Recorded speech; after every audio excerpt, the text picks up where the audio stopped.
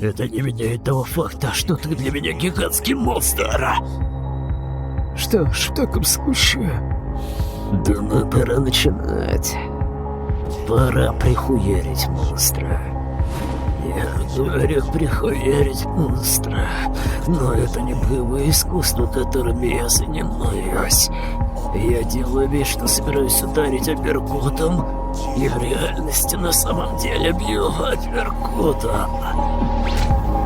Для такого мастера суперкласса, как Баки, этот бой настолько скучен, что он сейчас начнет зевать.